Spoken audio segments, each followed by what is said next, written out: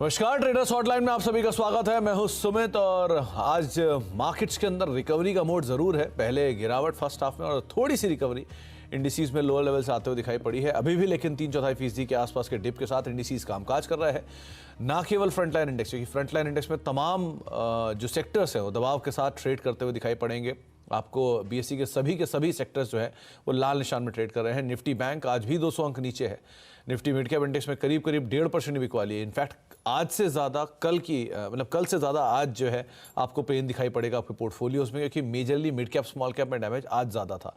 तो इसीलिए एक समय पर करीब 2% नीचे मिड कैप इंडेक्स चला गया था। एडवांस डिक्लाइन 1700 शेयर बिकवाली में है और करीब 475 शेयर तेज़ी में कामकाज कर रहे हैं। बीएसई में 2500 शेयर बिकवाली में और रफली 1000 शेयरों में खरीदारी है और एफ&ओ के 150 से ज़्यादा शेयर दबाव के साथ कामकाज करते हुए। निफ्टी बैंक में कल से थोड़ा रिस्पाइट है, लेकिन 7 शेयरों में आज भी दबाव देखने को मिल रहा है। सर्वेन श्रीवास्तव हमारे साथ मौजूद हैं आपके सवालों के जवाब देने के लिए। उनसे तो हम बातचीत करेंगे आपके सवालों पर, साथ ही साथ बाजार पर भी उनकी एक राय लेंगे।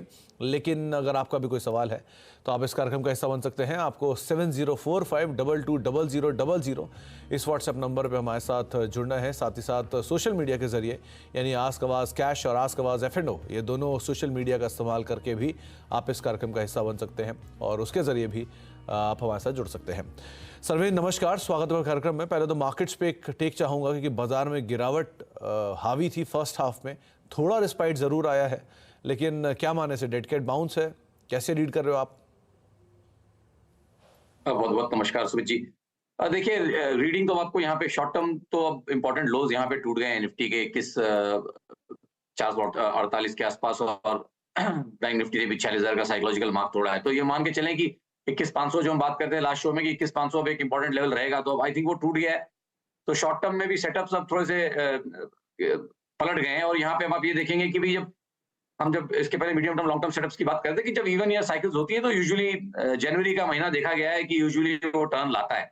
तो अब ये फाइनल टर्न है कि नहीं है, ये तो अब आने वाले 1-2 हफ्ते ही बताएंगे। बट डेफिनेटली आई थिंक ये लास्ट 2 दिन में जो है सेटअप स्टॉक स्पेसिफिक भी और इंडेक्स में और सेक्टोरल इंडाइसेस में भी सेटअप्स थोड़े से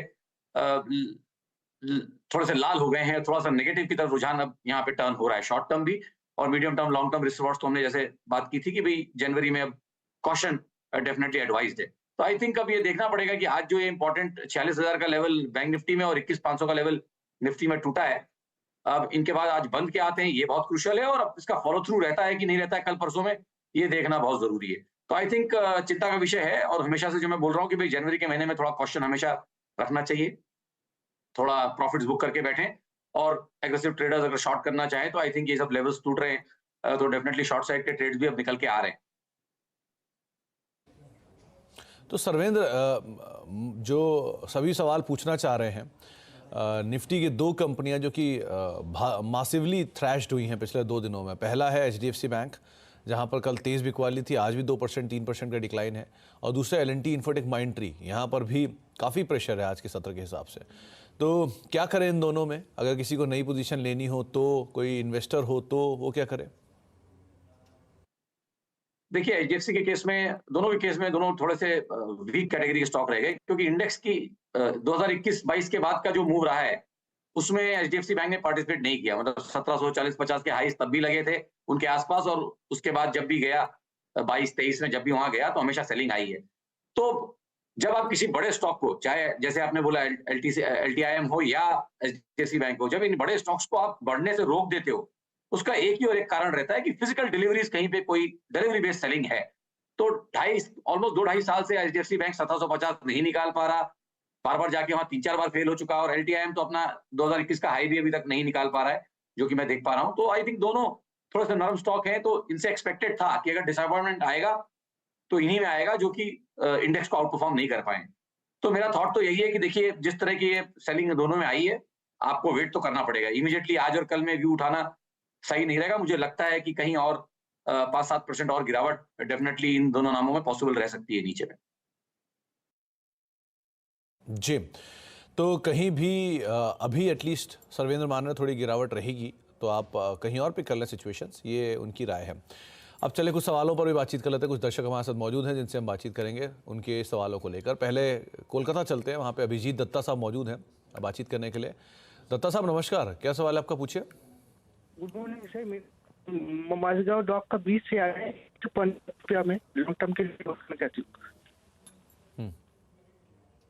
ओके, तो सर्वेंद्र 2150 रुपए के दाम पर माझगांव डॉक के शेयर हैं इनके पास, करीब 20 शेयर हैं, अभी 2300 रुपए चल रहा है, सो फार प्रॉफिट में है।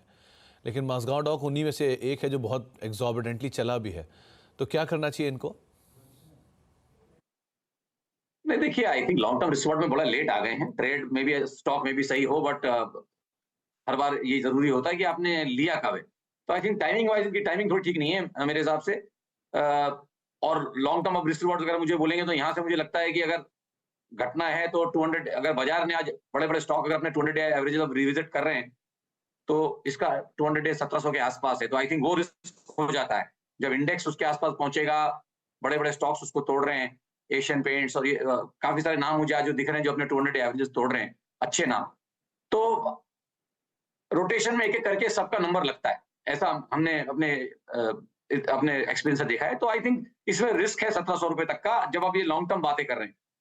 तो 12-18 महीने प्लस की अगर होराइजन में आप देखें तो यहाँ 1700 रुपए तक का रिस्क है। अगर उतने रिस्क से ये इनको तकलीफ नहीं है और उससे इनको प्रॉब्लम नहीं होती तो आई थिंक ट्रेड में बने रहें। मुझे लगता है अगर ब्रेकआउट्स यहाँ से हो गए, कोशिश कर रहा है और बहुत मशक्कत कर रहा है 2400-2500 निकालने की, राउंड फिगर एक 2500 का लेवल है, उसको निकालने की कोशिश कर रहा है। और पूरा 2021 22-23 में उसने कोशिश की है, 23 में 2 बार कोशिश की कि उसको निकाले, अभी तक निकाल नहीं पाया। तो नया समीकरण तो 2500 के ऊपर ही इसका डेवलप होगा। इन द मीन टाइम मैं इनको ये बोल सकता हूँ कि 1500 से लेके 2500 तक की यहाँ पे ट्रेडिंग रेंज रहने वाली है, और ब्रेकआउट जब होंगे तभी इनके पैसे बनेंगे, नहीं तो इनको 6-12 महीने वेट करना पड़ सकता है। जी, तो आप को रणनीति बताई गई है, आप उसके हिसाब से दत्ता साहब कामकाज कर सकते हैं।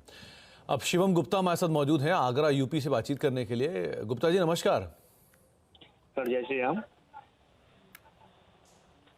जय श्री राम। गुप्ता जी क्या सवाल है? सर मैंने पेटीएम लिए हुए हैं 500 शेयर 715 रुपए की रेट पे।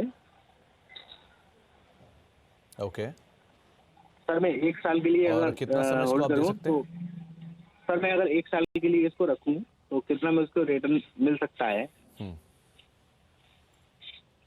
Okay Sarvendra, Paytm large under performance, issue price 2150 या 2100 रुपए की रेंज में, और उसके बाद के कहीं 400 रुपए के आसपास के लोज, रिकवरी 700 रुपए। कल कुछ ब्रोकरेज हाउसेस के पॉजिटिव रिपोर्ट्स भी थे।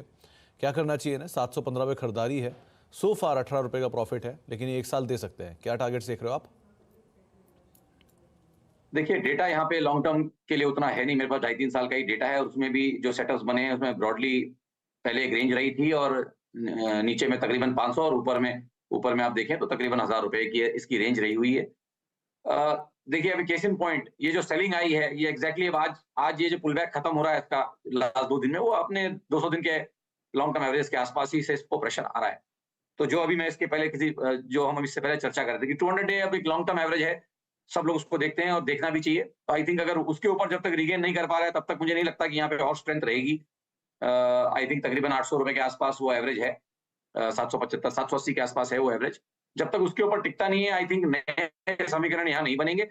और इन द मीन टाइम जो पीछे से मूव चला है आपका, जो एक बढ़िया मूव इसने दिया है जहां तकरीबन 600 रुपए से चला है, आई थिंक उसका एक करेक्शन चल रहा है और उस करेक्शन में ये 680-690 तक भी आ सकता है। जी 680-690 तक भी ये आ सकता है, ये एक राय आपको सर्वेंद्र की तरफ से आते हुए दिखाई पड़ रही है। वजह टीसीएस लेकर आइए, क्योंकि आज आईटी में रिकवरी तो नहीं है, लेकिन हाँ टीसीएस ने एक कमान संभाली है बाजार को रिकवर करने के लिए। वहाँ पर लोअर लेवल से कुछ हद तक रिकवरी आते हुए दिखाई पड़ रही है, बहुत तो नहीं है, लेकिन ये स्टॉक वापस हरे निशान में आता हुआ दिखाई पड़ रहा है। लोअर लेवल से थोड़ा सा सपोर्ट इसने मार्केट को ज़रूर दिया है। आगे बढ़ते हैं, कुछ सवाल जो हमारे पास सोशल मीडिया के जरिए आ रहे हैं उनको भी ले लेते हैं। एक सवाल बिरेश्वर पॉल साहब का आया, इनके पास टाइटन की कॉल है 3800 की 33 रुपये के दाम पर। सर्वेंद्र क्या करना चाहिए टाइटन के केस में? इनके पास खरीदारी है 3800 की कॉल के अंदर। कंजम्पशन ड्रिवन स्टोरी आप प्ले होते हुए देख रहे हो आगे भी अभी? देखिए हाल फिलहाल लिया तो मुझे मालूम नहीं, अगर पहले से लिया होगा तो आई थिंक 2-3 दिन तक तो ये प्रॉफिट में रहे होंगे, तो इनको डेफिनेटली यहाँ पे प्रॉफिट पे थोड़ा रहे होंगे, या मे बी 10-12 रुपए प्रॉफिट में रहे होंगे, क्योंकि मुझे हाईस तो दिख रहे हैं इसके 38-60 तक के दिख रहे हैं, तो थोड़ा बहुत पैसा इनका बन रहा होगा। अभी मेरी राय यही रहेगी कि भाई अब टाइम वैल्यू इनकी बहुत फास्ट इरोड होगी। बाजार में जिस तरह का रुझान अभी बन गया है, नेक्स्ट 2-3 दिन प्रेशर रह सकते हैं। इस स्टॉक को भी आई थिंक 38-50 के आसपास अच्छी सप्लाईज आई हैं। तो प्योरली फ्रॉम दैट एंगल की ना, इनके पास एक्सपायरी वाला कॉल है और एक हफ्ता ही इनके पास बाकी है। आई थिंक इनको कहीं एक स्टॉप लॉस भी इसमें लगा के रखना चाहिए 28 रुपए के आसपास, जो मुझे अभी एक मोटा मोटी दिख रहा है। और फिलहाल ट्रेड में बने रहें और देखें, अगर नेक्स्ट 1-2 दिन में रिकवरी होती है तो अच्छी बात है, नहीं तो मेरे हिसाब से तो यहाँ से उछालों में निकलने की कोशिश करें। वैसे भी विद टाइम इनका प्रीमियम भी धीरे धीरे वाइप आउट होता हुआ दिखाई पड़ेगा, तो वो भी बात इंपॉर्टेंट रहेगा। अच्छा, एक सवाल अब हमारे से बातचीत करने के लिए रोहित जी मौजूद है गुरुग्राम से। रोहित जी नमस्कार। नमस्कार सर, मेरे पास ब्रेजिंग कॉर्प के 25 शेयर्स हैं। 2017 में मैंने खरीदा था 880 के लेवल पे। अभी 849 के आसपास है, तो क्या मैं इस इन्वेस्ट कर सकता हूँ? तो आपकी खरीदारी 2017 से है, राइट? हाँ, दिसंबर में खरीदा। इनफैक्ट 6 साल वेट किया आपने, एक लंबा अंतराल दिया इसको। क्या करना चाहिए सर्वेंद्र? मतलब पीएसयू का दूसरा पार्ट ये भी है, जिनको ये लगता है कि एक तरफा तेज़ी आई है, उनके लिए ये भी एक लेसन है कि बहुत लंबे समय बाद पीएसयू में वापस तेज़ी आई है। सो बहुत सारे शेयर तो अभी भी उन लेवल्स पे नहीं पहुंचे जहां वो कुछ समय पहले तक थे।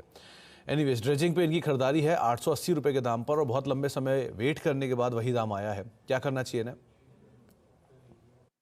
नहीं, देखिए बड़ा अच्छा केस स्टडी है ये, ड्रेजिंग का नाम आया तो मैं भी इस पे थोड़ा सा ऐड करना चाहूंगा कि देखिए बीएसपी 500 जो बड़ा अच्छा क्वालिटी यूनिवर्स है, उसके भी 10-15% स्टॉक ऐसे हैं जो अभी तक 2017-18 के हाईज नहीं निकाल पाए हैं। ड्रेजिंग कॉर्पोरेशन उनमें से है। और मैं इनको एक डेटा पॉइंट दे दूं कि इसका ऑल टाइम हाई 2007 का है।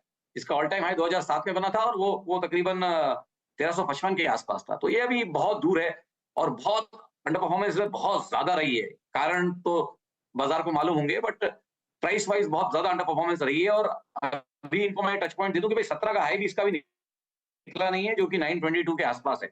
तो आई थिंक नया मोमेंटम, नई जान, नया कुछ इसमें और डेवलप होने के लिए आई थिंक 922-925 वो लेवल्स का decisive breakout weekly monthly charts पे होना जरूरी पड़ेगा। नहीं तो आप यही मान के चलिए कि जो इसकी रेंज बनी है लास्ट 12-15 साल की, वो है 200 रुपए से लेके तकरीबन 900 रुपए तक। तो आई थिंक 200 से 900 की एक ब्रॉड रेंज रही है 12-15 सालों में। वो रेंज जब ब्रेकआउट होगी तभी सोचेंगे, अन्यथा आई थिंक इसी के अंदर सीमित रहेगा। मेरी राय यही रहेगी कि 900-920 के अगर लेवल आए और वहां लगे कि थोड़ा प्रेशर है, तो एक बार थोड़ा मुनाफा बांधे और ब्रेकआउट का इंतजार करें नया कमिटमेंट करने के लिए। तो आपको 900-950 के आसपास कहीं मिले तो आप एक बार थोड़ा सा मुनाफा ले सकते हैं, लेकिन अभी पीएसयू रैली है तो आप उसका ज़रा इस्तेमाल अकॉर्डिंगली करिएगा। जयपुर चलते हैं, जगन बेदी साहब मौजूद हैं हमारे साथ। बेदी साहब नमस्कार। नमस्ते सर, नमस्ते। जगन बेदी फ्रॉम जोधपुर। जी, जोधपुर। अच्छा, तो बेदी साहब क्या सवाल है आपका? सर मेरा सवाल है, सुजलॉन मैंने 6 रुपए में लिया था, 1000 शेयर है मेरे पास में। तो अभी उसको क्या करना चाहिए? होल्ड करना चाहिए या उसको और रुकूं मैं उसके लिए? तो बेदी साहब, जब 6 रुपये सुजलॉन आया था तब आपने क्या सोच के इसमें उस समय पैसा डाला था? क्या आपको मतलब मंशा क्या थी उस समय आपकी? मंशा कुछ नहीं, अच्छा शेयर था और ये न्यूज़ थी कि ऑर्डर्स वगैरह और उसके पास में अच्छा काम है अभी और ये ऊपर और आगे जाएगा। तो मैंने देखा 6 से फिर ये 8 हुआ, 15 हुआ, 20 हुआ, तो उसको मैंने जो है वो उस हिसाब से लिया था। होल्ड मतलब रखा। हम 3-4 फ्रेंड्स करते हैं एक साथ में, तो उस हिसाब से उसको लिया था हमने। क्योंकि उसके पास कुछ ऑर्डर्स वगैरह और अच्छे थे, चलिए, तो उसको देख के। जी सर। इनफैक्ट बढ़िया आपको प्रॉफिट भी हो रहा है मल्टीपल टाइम्स। सर्वेंद्र, क्या राय रखते हो आप अपनी पोजीशन की? अगर ये 100 शेयर या 200 शेयर निकाल देंगे तो बचे हुए सारे शेयर इनके फ्री के हैं। सो ऐसे होल्ड करें या स्टॉप लॉस के साथ होल्ड करें? क्या करें सुजलॉन में? जी देखिए, अभी जैसे हमने ड्रेजिंग की बात की, यहाँ पे ये शेयर था जो 6 साल तक 2 रुपए से लेकर 12 रुपए की रेंज में रहा, और जब ब्रेकआउट हुआ तो देखिए कि क्या शानदार ब्रेकआउट। 23 नहीं हुआ है और 23 में I think second half, I think 5वें-6ठे महीने में जो ब्रेकआउट्स हुए, तो आप देखिए कि तकरीबन 7-8 महीनों में स्टॉक ने क्या बढ़िया 3-4 गुना का रिटर्न दे दिया है। तो ऐसे बड़ी रेंजेस के ब्रेकआउट्स आई थिंक ये लकी हैं कि इन्होंने रेंज के लोअर एंड पे लिया और अब ये ब्रेकआउट खेल रहे हैं। बट जैसे आपने बोला, मेरी भी राय यही रहेगी कि इसको अगर आप देखें तो तकरीबन इसका एक कंजेशन जोन बना था जब इनिशियली 2009 के आसपास, वो भी इन्हीं एरियाज के आसपास था जब उसने पहला जब लो मारा था। तो आई थिंक मेरा थॉट यही है कि इसके पहले भी 48-40 के लेवल इसके लिए इंपॉर्टेंट रहे हैं हिस्टोरिकली। थॉट मेरा भी यही रहेगा कि थोड़ी क्वांटिटी अगर बेच लेंगे, 1/5 क्वांटिटी भी बेच लेंगे तो थोड़ा मुनाफा भी घर में आ जाएगा और रिमेनिंग शेयर्स भी इनके फ्री हो जाएंगे। फिर ये इसको निश्चिंत होकर होल्ड कर सकते हैं और डेफिनेटली इसमें ट्रेलिंग स्टॉप लॉस भी अगर लगाना चाहें तो लगा सकते हैं। इनके पास मार्जिन बहुत अच्छा है तो ये डीप लगा सकते हैं स्टॉप लॉस। तकरीबन 28-29 रुपए के पास अगर स्टॉप लॉस लगाएंगे तो मेरा मानना है कि ट्रिगर नहीं होना चाहिए इस साल में आइडियली। तो यहाँ पर आपको राय यही दी गई है कि आप थोड़ा पैसा निकाल लें, कॉस्ट को निकाल लें और बाकी शेयरों में बने रहें। आप एक और हेल्पलाइन भी देख रहे हैं आज, जहाँ पर 7045220000। इस हेल्पलाइन के ज़रिए आज आप 1 बजे भी हमारे साथ जुड़ सकते हैं। अगर आपका कोई सवाल है बाज़ार की इस गिरावट में, आपको लग रहा है कि आपको कुछ रणनीति जाननी है मिड मार्केट में, तो आज आप अनुज के साथ जुड़ सकते हैं इस नंबर पर। तो आप आवाज़ की हेल्पलाइन पे 1 बजे आज हमारे साथ मौजूद रहिएगा। एक और कॉलर शो आज खास बाजार की गिरावट को देखते हुए आपके सामने रखा गया है। तो 7045220000 इसके ज़रिए आज आप आवाज़ का हिस्सा बन सकते हैं एक बार फिर से। इसके अलावा एक बार ज़रा कुछ सवाल जो सोशल मीडिया के ज़रिए आ रहे हैं उन पर भी नज़र डाल लेते हैं। जो एक सवाल आया है जय भानु साहब का, इनके पास IEX के शेयर हैं 170 रुपये के दाम पर। क्या करना चाहिए सर्वेंद्र? IEX 2 दिनों में शेयर 15-17% के आसपास वाइप आउट हो चुका है, क्या करना चाहिए ना? देखिए, हमेशा से जो मैंने स्टॉक के लिए मेंटेन किया है कि बहुत हाई बीटा और बहुत न्यूज़ ड्रिवन स्टॉक है। सबके रिस्क प्रोफाइल के हिसाब से नहीं है, अगर इन्होंने लिया है और ये मानते हैं कि इनका रिस्क प्रोफाइल है तो उन्होंने लिया होगा आई थिंक। बट फिलहाल आई थिंक एक strong volume late sell off है और मैं मान के यही चलूंगा कि जो पुरानी रेंज है जो बनी हुई है यहाँ पे भी 2.5-3 साल से, वो तकरीबन अगर आप देखेंगे तो एक 165 से लेके नीचे में 125-30 तक की एक रेंज है। तो आई थिंक मोटा मोटी 125 टू 165 की रेंज है। जिस तरह का सेलिंग आई है, लग तो रहा है कि रेंज के लोअर एंड की तरफ एक बार रिटेस्ट डेफिनेटली होगा। फिर वो रेंज होल्ड होगी कि नहीं होगी नीचे में वो देखेंगे, बट फिलहाल लगता है कि 125-130 की तरफ जा रहा है। 125-130 की तरफ ही जा सकता है। अच्छा, इसके अलावा एक सवाल आया हुआ है अरुण जी का। उनके पास टाटा पावर की एक कॉल है, एक लॉट है। उन्होंने ये नहीं मेंशन किया कि किस स्ट्राइक की कॉल है, लेकिन टाटा पावर में कॉल है ये लिखा है। सो आप कैसे रीड कर रहे हो टाटा पावर की चार्ट को? देखिए, स्ट्राइक नहीं है तो इनको बताना तो मुश्किल होगा, बट यहाँ पे टाटा पावर के ओवरऑल प्राइस सेटअप पे हम बात कर लेते हैं। आई थिंक ये वीक इसका अब एक नेगेटिव क्लोज आ रहा है, ऐसा लग रहा है। अज्यूमिंग कि ये यहीं पे बंद होता है कल, अभी एक दिन और बाकी है, आज का दिन और एक दिन और बाकी है। मुझे लग रहा है कि जिस तरह की सेलिंग रही है इसमें पॉसिबली एक वीकली नेगेटिव क्लोज अगर आ गया तो आई थिंक डेफिनेटली एक छोटा करेक्शन उसकी वजह से एक अनफोल्ड हो जाएगा। स्टॉक तो एक अच्छा ब्रेकआउट करके बैठा हुआ है। सो आई थिंक मुझे लगता है कि एक छोटा करेक्शन जो टाटा पावर को 311 की तरफ लेके जाएगा। तो आई थिंक कॉल अगर इनके पास है तो निकल जाने में ही भलाई है, क्योंकि नेक्स्ट हफ्ते 15 दिन मुझे लगता है कि 310-315 के लेवल्स यहाँ नीचे में डेफिनेटली आ सकते हैं। 310-315 के लेवल्स नीचे की तरफ आते हुए दिखाई पड़ सकते हैं। एक सवाल आया है टाटा टेक को लेकर भी, जहां पे मनोज गुप्ता साहब पूछ रहे हैं कि इनके पास 1252 रुपए के दाम पर 30 शेयर हैं। टाटा टेक अपने लिस्टिंग प्राइस से भी नीचे कामकाज कर रहा है, 1200 रुपये के आसपास लिस्ट हुआ था और कल तक ये 1100 रुपये की रेंज में कामकाज कर रहा था। कैसे रीड कर रहे हो आप टाटा टेक को, क्या करें? नहीं सुमित जी, देखिए यहाँ तो बहुत ही डेटा का अभाव है, यहाँ तो कुछ बोल पाना भी बहुत ही मुश्किल है। बहुत ही रिसेंट प्राइस चार्ट्स बन रहे हैं इसके, बहुत ही कम डेटा है। ओके, तो तीर्थादास का साहब का सवाल का जवाब दे दीजिए। इन्होंने ग्रैन्यूल्स इंडिया ले रखा है 340 रुपए के दाम पर, 1 साल पहले से ले रखा है, अभी क्या करें? देखिए, मेरे हिसाब से थोड़ा यहाँ पे ट्रेड में बने रहें।